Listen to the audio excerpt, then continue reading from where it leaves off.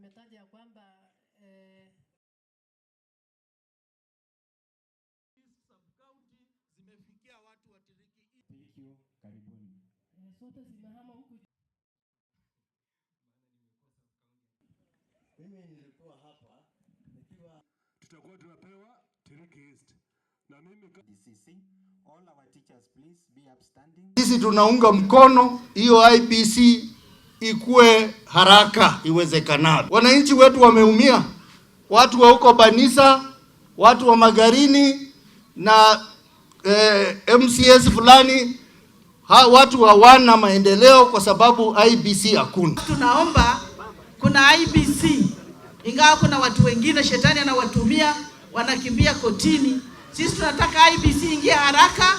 Tiriki East wakuwe na mbunge wao, kule Tiriki West wakuwe na mbunge wao.